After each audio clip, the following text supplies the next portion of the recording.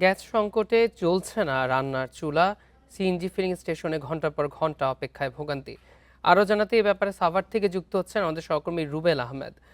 রুবেল, সাভারে গ্যাস সংকট কতটা তীব্র আজ, বিস্তারিত জানাবেন।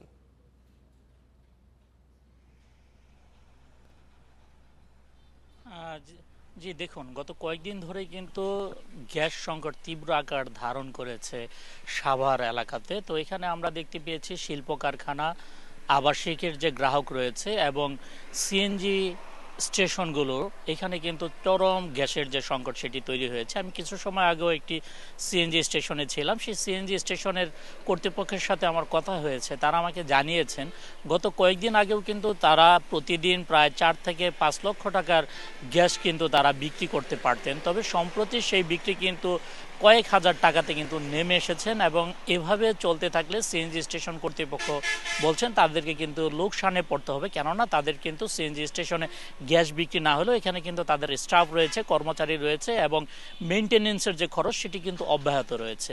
ফলশ্রুতিতে এমন পরিস্থিতি যদি দীর্ঘমেয়াদী হয় সেক্ষেত্রে সিএনজি স্টেশন কর্তৃপক্ষ বলছেন তারা সিএনজি স্টেশন লোকসানের খাতিরে তারা কিন্তু বন্ধ করে দিতে বাধ্য হবে।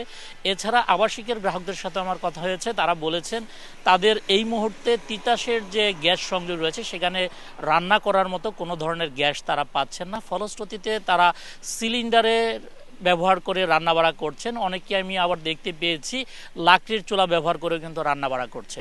এর বাহিরে শিল্প কারখানার অবস্থা কিন্তু চরম বিপাকে গিয়ে পৌঁছেছে। কলকারখানার যে মালিকরা রয়েছেন তারা, অনেক মালিক আমাদের কাছে দাবি করেছেন জরুরি শিপমেন্টের কারণে অনেকেই শিল্প কারখানা এই মুহূর্তে চালিয়ে রাখতে বাধ্য হয়েছেন। যদি তাদের স্বাভাবিক উৎপাদন থাকতো সেক্ষেত্রে কিন্তু তারা কলকারখানা কিন্তু বন্ধ রাখতেন বলেও কারখানা মালিকরা আমাদের কাছে দাবি করেছেন। এবং সাভার শিল্পাঞ্চলে যে ধরনের টেক্সটাইল মিলগুলো রয়েছে, টেক্সটাইল মিল আপনি জানেন যে অন্তত 70% কিন্তু গ্যাস নির্ভর, যার কারণে টেক্সটাইল মিলে এই মুহূর্তে চরম একটি বিপর্যয় দেখা দিয়েছে।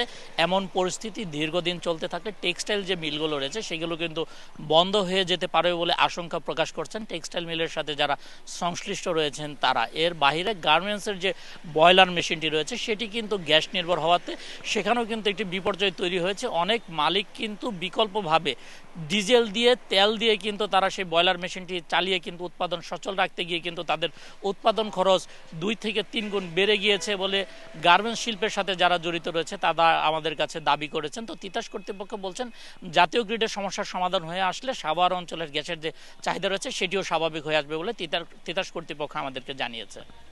গ্যাস সংকট নিয়ে সাভার থেকে জানাচ্ছিলেন আমাদের সহকর্মী।